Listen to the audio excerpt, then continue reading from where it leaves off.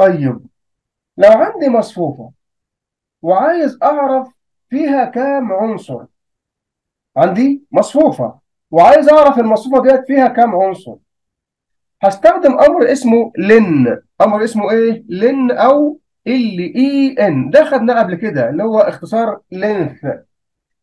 يعني بسأله طول المصفوفة دي قد إيه. لما اقول له لين اوف A، لين اوف B، لين اوف C، لين اوف X، لين اوف Y، كأني بقول له بعد اذنك هات لي طول المصفوفة دي قد ايه. تمام كده؟ كويس جدا. طيب ما تيجي ناخد مثال. بقول له from numpy import الكل. مفيش مشكلة، انا هنا بستدعي المكتبة بالطريقة بتاعتي العادية خالص. بقول له A هي عبارة عن a range of 12. بعرف متغير اسمه A، وهي عبارة عن مصفوفة فيه بعد واحد، صف فيه 12 عمود، وعناصر هذه المصفوفة من 0 لغاية 11. كويس جدا. بعد كده بعرف متغير اسمه B، وB بتساوي ايه؟ لين اوف A. لين هنا بقول له هات لي طول المصفوفة A بكام. طول المصفوفه A بكام، وحط الناتج فيه متغير اسمه B. يبقى لما اقول له لين اوف A كأني بقول له هات لي طول المصفوفه A بكام، وحط الناتج في متغير اسمه ايه؟ اسمه B. ونزلت تحت وقلت له A دوت ريشيب اوف 3 و4. A دوت ريشيب اوف 3 وايه و4. هنا بقول له خد المصفوفه A واعمل لها اعاده تشكيل لمصفوفه من بعدين، والمصفوفة دي عبارة عن 3 صفوف في 4 أعمدة. طيب، هل الكلام ده ينفع؟ هل ينفع أعمل ريشيب للمصفوفة A لمصفوفة تانية عبارة عن 3 صفوف في 4 أعمدة؟ آه، ينفع. ليه ينفع؟ لأن A عبارة عن 12 عنصر، وبالتالي أقدر أشكل ال 12 عنصر دول ل3 في 4 أو 4 في 3. صح؟ يا خليها 3 صفوف في 4 أعمدة زي ما أنا عايز هنا كده، يا خليها 4 صفوف في 3 أعمدة زي ما أنا عايز. كويس جدا. وقمت نازل قايل له دي بتساوي لين اوف سي. بقول له هنا ايه؟ هات لي طول المصفوفة اللي اسمها سي. هات لي طول المصفوفة اللي اسمها سي. هنا ناخد بالنا من ايه؟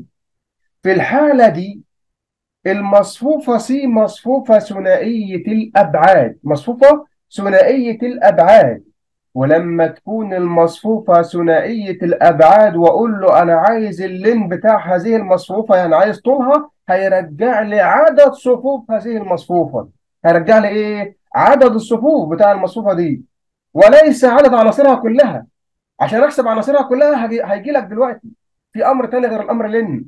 لكن الأمر لين لما اقول له لين سي، وسي مصفوفه ثنائيه الابعاد، هيروح يرجع لي عدد الصفوف بتاع المصفوفه سي.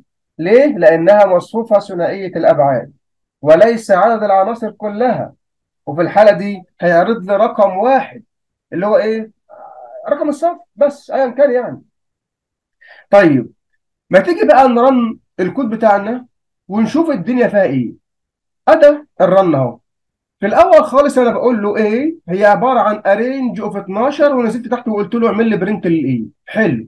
رينج اوف 12 يعني مصفوفه في بعد واحد، ابعادها 1 في 12، عناصرها من 0 لغايه 11. كويس جدا. ادي ايه اهي قدام اهي.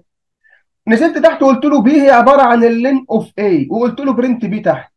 طيب، لين اوف اي زي ما قلت لك، لين بتجيب لي عدد عناصر هذه المصفوفه طالما المصفوفه في بعد واحد، وقال لي طول هذه المصفوفه او عناصرها عباره عن 12 عنصر، ده يعني طولها. كويس. بعد كده قلت له سي هي عباره عن الريشيب بتاع الاي لما اعملها 3 في 4، وبرنت السي اهو. قام رايح محول المصفوفه ايه اللي هي كانت صف في 12 عمود لمصفوفه في بعدين هي عبارة عن 3 صفوف في 4 أعمدة. الكلام ده ينفع؟ ينفع. لأن إيه؟ 12 عنصر. وأنا عايز أشكل هذه المصفوفة 3 في 4، لأن 3 في 4 ب 12، وينفع برضه أخليها 4 في 3، 4 صفوف في 3 أعمدة. حلو جدا. وبالتالي طبع لي سي. لما أجي أقول له بقى هات لي لين أوف سي، سي زي ما احنا شايفين كده مصفوفة ثنائية الأبعاد عبارة عن 3 صفوف في 4 أعمدة. لما أقول له هات لي لين سي هيديني عدد صفوف المصفوفة سي، عدد مين؟ الصفوف، وبالتالي اداني رقم واحد، حيث الرقم ده هو عبارة عن كام؟ هو عبارة عن عدد صفوف هذه المصفوفة. انت عارف لو انا جيت هنا وخليت المصفوفة دي عبارة عن أربعة ودي خليتها ثلاثة، لما اقول له برنت هيديني كام؟ طبعا كل حاجة تفضل زي ما هي، عدا تشكيلة السي هتبقى 4 في 3، وكمان اللين السي هيبقى كام؟ هيبقى باربعه. وبالتالي لما اقول له رن، زي ما احنا شايفين المصفوفه بتاعتنا بقت 4 في 3 زي ما احنا شايفين. وقال لي خد بالك ده لين السي عباره عن ايه في الحاله دي؟ عباره عن 4. يبقى الامر لين لو كان مع مصفوفه في بعد واحد هيديني عدد عناصر هذه المصفوفه، لكن لو كان مع مصفوفه في بعدين بيديني عدد صفوف هذه المصفوفه. طيب لو انا عايز احسب عدد عناصر المصفوفه كلها، لو انا عايز احسب ايه؟ عايز احسب عدد عناصر المصفوفه كلها سواء كانت المصفوفه في بعد واحد او في اكتر من بعد. هنا بقى بستخدم امر تاني اسمه الامر سايز. اسمه الامر ايه يا رجاله؟ اسمه الامر سايز. يبقى انا هنا بقول له فروم نمباي امبورت الكل، ماشي. بعد كده هقول له ايه، حيث ايه عباره عن ارينج اوف 12، بعرف متغير اسمه ايه. ايه عبارة عن مصفوفة في بعد واحد صف في 12 عمود، عناصرها هي من 0 لغاية 11. بنزل تحت بقول له ايه دوت سايز، هات ايه دوت سايز وحط الناتج في بي. لما اقول له ايه دوت سايز هيديني برضه 12 طالما المصفوفة في بعد واحد. مش هيفرق احنا شغالين بالامر لين او بالامر سايز، الأمرين في حالة المصفوفة في بعد واحد بيديني عدد عناصر هذه المصفوفة. يبقى لو أنا عندي مصفوفة في بعد واحد وعايز أعرف عدد عناصرها أو طول هذه المصفوفة، يا بستخدم الأمر لين يا بستخدم الأمر إيه؟ سايز. بقول له لين أوف كذا أو بقول له اسم المصفوفة دوت سايز. حلو جدا. يبقى في الحالة دي بي برضو هنا مش هيفرق معاها، كده كده هيبقى 12 زي ما هو كويس. باجي بقول له سي هي عبارة عن ايه دوت ريشيب 3 و4. هنا بقول له خد المصفوفة A واعمل لها إعادة تشكيل لمصفوفة من بعدين، حيث المصفوفة دي هي عبارة عن 3 صفوف في 4 أعمدة. طب اسألك سؤال وأقول لك الكلام ده ينفع؟ هتقول لي ينفع، لأن A عبارة عن 12 صف، 12 عنصر، لأن A عبارة عن 12 عنصر. وفي الحالة دي أقدر أعيد تشكيلها لمصفوفة تانية 3 في 4 أو 4 في 3. أنا هنا عايزها 3 في 4. وبعد كده بقول له دي هي عباره عن سي دوت سايز. دي هي عباره عن سي دوت ايه؟ دوت سايز. هنا لما اقول له سي دوت سايز هيديني عدد عناصر المصفوفه قد ايه؟ هيديني عدد عناصر المصفوفه كلها. هيديني عدد عناصر المصفوفه كلها وليس عدد الصفوف. يبقى في فرق بين لين وسايز.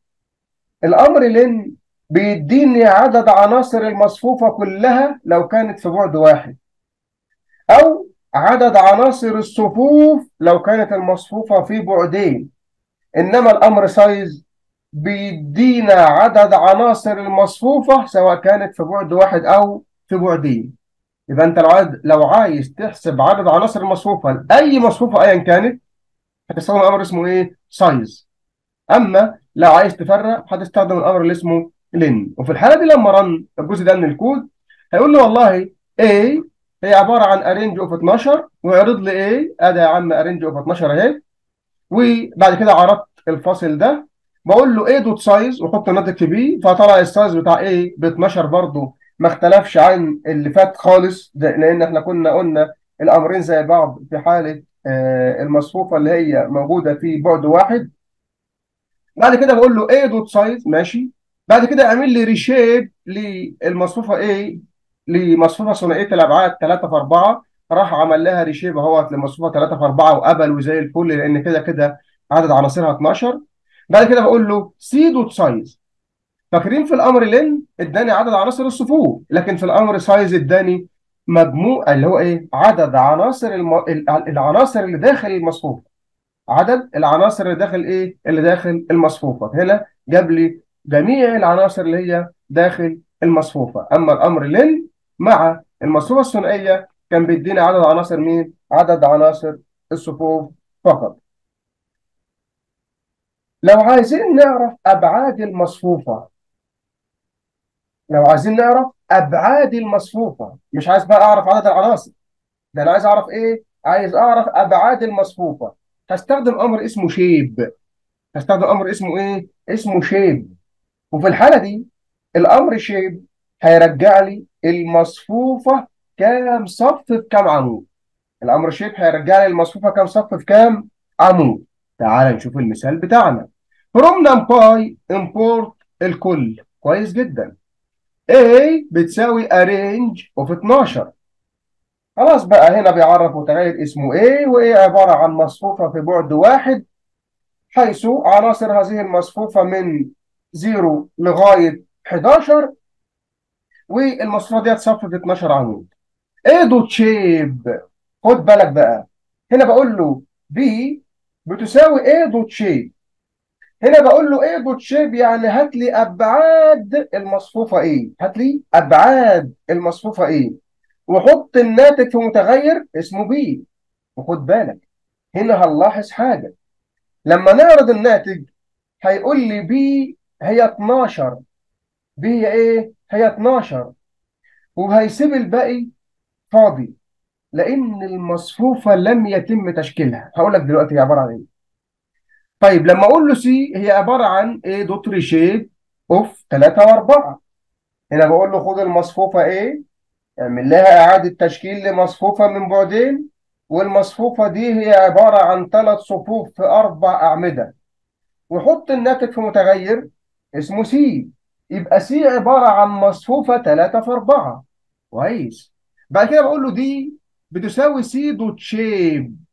سي دوت ايه؟ دوت شيب. هنا بقول له سي دوت شيب يعني هات لي ابعاد المصفوفه سي، ابعادها، وحط الناتج في متغير اسمه دي. وفي الحاله دي لما اعرض النتائج بتاعتي بتاع كل المتغيرات اللي هي موجوده عندي، هيديني حاجه بالشكل اللي هو قدامي ده. في الاول اداه ايه هي عباره عن مصفوفه رو فيكتور، او في بعد واحد يعني صف في 12 عمود، عناصرها من 0 لغايه 11. لما اجي اقول له بقى اعمل لي شيب للاي وحط الناتج في بي، شوف قال لي هي عباره عن 12 كوما فاضي. ليه؟ لان المصفوفه ايه انا ما عملتلهاش اعاده تشكيل. يعني مثلا زي سي، انا خدت سي عملت اعاده تشكيل لايه لمصفوفه 3 في 4. لما قلت له دي هي عباره عن سي دوت شيب قال لي ابعاد المصفوفه سي هي عباره عن 3 و4. ليه؟ لان انا كنت عامل لها اعاده تشكيل اصلا، هي عباره عن مصفوفه في بعدين، اما المصفوفه في بعد واحد هيديني فقط اللي هو مين؟ اللي هو عدد عناصر المصفوفه بتاعتي ديت اللي هي 12 كوما 0. لان انا لو عملت لها اعاده تشكيل لمصفوفه ثانيه ثنائيه الابعاد هيقول لي فعلا هي كام صف في كام عمود، زي ما عمل مع السي بالظبط وحط الناتج اللي هو ده في دي. يبقى هنا هيقول لي شيب كام صف كام عمود، 3 صفوف في 4 اعمده زي ما احنا قلنا بالظبط قبل كده. طيب عندنا امر تاني اسمه ان دم. امر اسمه ايه؟ اسمه ان دم. ان دم هو اختصار ان دايمنشنال. اختصار ان دايمنشنال يعني عدد ابعاد المصفوفه. عدد ابعاد المصفوفه بمعنى تاني الامر ده بيقول لي المصفوفه فيها كام بعد. المصفوفه فيها كام بعد. وبالتالي لما اقول له from numpy import الكل، ماشي، A بتساوي arrange of 12. خلاص بقى يعني عرفنا ان انا بعرف متغير اسمه ايه عباره عن مصفوفه في بعد واحد صف في 12 عمود وعناصر المصفوفه من 0 لغايه 11.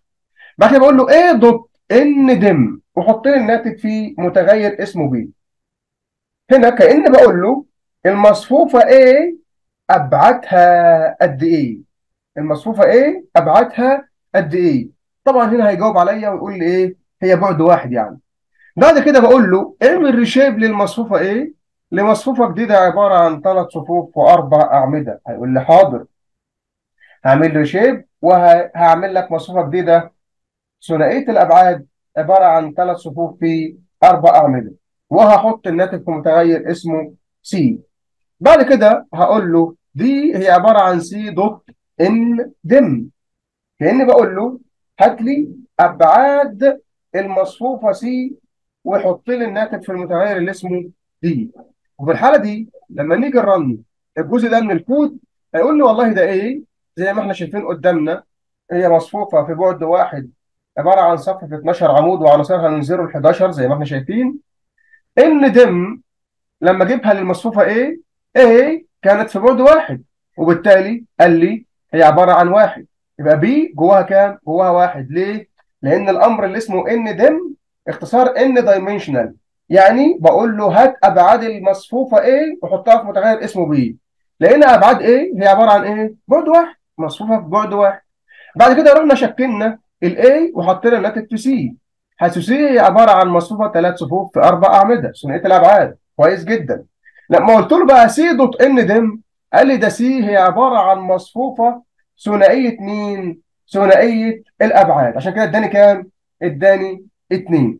طب الكلام ده بالنسبه للمصفوفه ثنائيه الابعاد، ماذا لو كانت المصفوفه في 3 ابعاد؟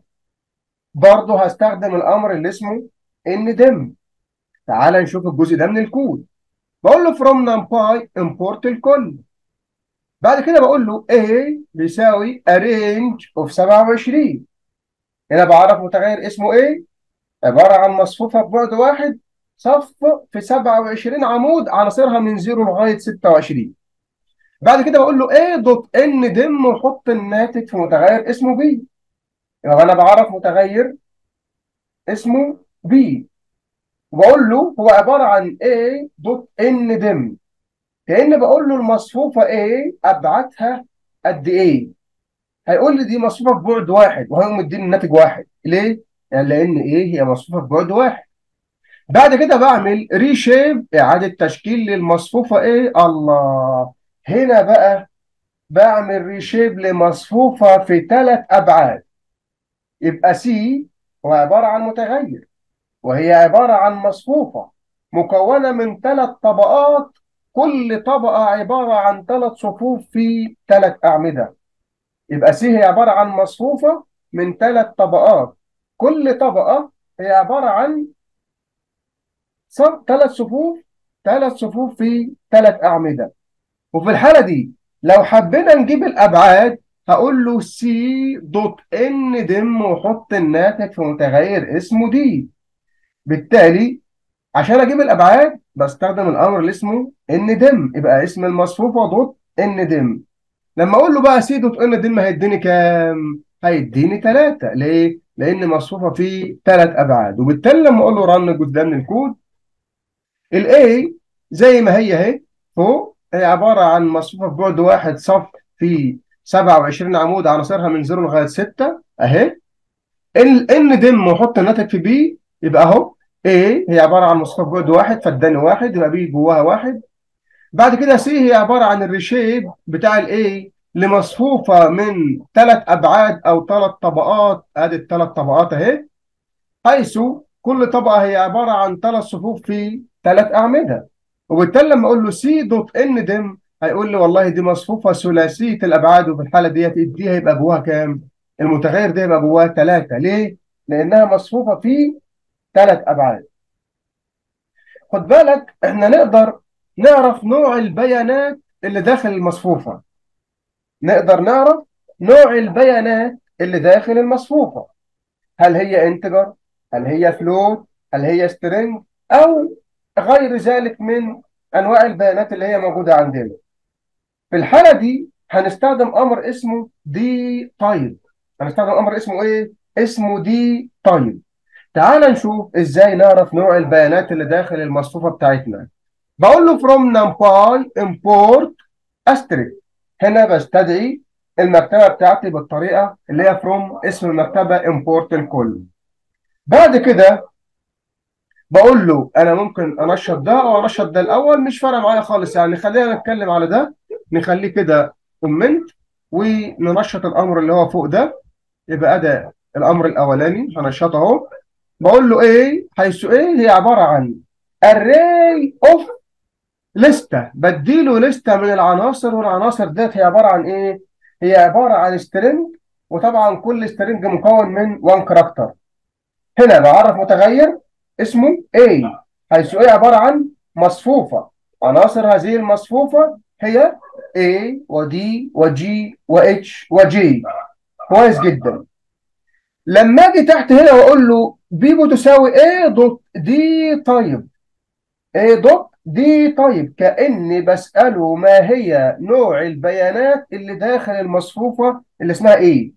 يعني بسأله ما هي نوع البيانات اللي داخل المصفوفة اللي اسمها ايه. هيقول لي طبعا زي ما شفت دلوقتي، هيقول لي U1. هقول لك دلوقتي عن ايه U1، يعني استرنج مكون من ديجيت واحد. لو خدت بالك A كوما دي كوما يعني استرنج، لانه محطوط بين سنجل كوتيشن، وواحد يعني مكون من ديجيت واحد، لان A 1 ديجيت، D 1 ديجيت، G 1 ديجيت، وهكذا. بعد كده بقول له arrange، هي سي بقى هي عباره عن arrange اوف 12. هنا بعرف متغير اسمه سي، حيث سي عباره عن مصفوفه صف في 12 عمود وعناصرها من 0 لغايه 11. بعد كده بقول له دي بتساوي سي دوت ريشيب اوف 3 و4. هنا بعمل اعاده تشكيل للمصفوفه سي لمصفوفه ثانيه في بعدين اسمها دي، حيث دي عباره عن 3 صفوف في 4 اعمده. وبقول له عندي متغير اسمه ايه، حيث ايه هو عباره عن دي دوت دي طيب. هنا بقول له هات لي نوع العناصر المكونه للمصفوفه دي. في الحاله دي هيقول لي نوعها ايه، انتجر 32 بت، يعني رقم صحيح وحاجز له 32 بت في الميموري. وبالتالي لما ارن الجزئيه دي من الكود، هيقول لي والله ايه هي عباره عن مصفوفه هي زي ما انت عايزها، وعناصر هذه المصفوفة هو عبارة عن السترنجز اللي هي جوه دي، ومكونة من 1 ديجيت. حتى لما جيت هنا وقلت له بي بتساوي ايه دوت دي طيب، قال لي ايه؟ قال لي ده نوعها ايه؟ يو 1. يعني ايه 1؟ يعني سترنج مكون من 1 ديجيت. هدخله دلوقتي الكلمات، هيقول لي اقصى كلمه فيها مكونه من كام ديجيت. بعد كده اقول له سي ارينج اوف 12، اداني سي عباره عن مصفوفه اهي، صف في 12 عمود وعناصرها من 0 لغايه 11. وبعد كده عمل لها ريشيب لمصفوفه ثانيه 3 في 4، وحط الناتج في متغير اسمه دي. وقال لي النوع الدي هي عباره عن ايه؟ انتجر 32. يبقى هنا كل عنصر حاجز 32 بت في الميموري. لو جيت على الامر ده وخليته كومنت، وجيت على الامر اللي تحتيه وقمت منشطه، وقمت جاي هنا عامل رن للجزء ده من الكود، هيقول لي خد بالك بقى ايه ماشي، ادى المصفوفه واللي هو عناصرها احمد ومحمد وعلي وحسن وعبده، كويس جدا. لما قلت له بقى ايه دوت دي طيب وحط الناتج في بي، قال لي يو 7، يعني سترنج اقصى اقصى فاليو فيه مكونه من 7 كاركتر. اقصى فاليو فيه مكونه من 7 ديجيت او 7 كاركتر، وباقي المتغيرات زي ما هي، زي ما احنا شفنا في المثال اللي هو ايه، اللي هو كان قبل كده اللي احنا قررناه مع بعض دلوقتي.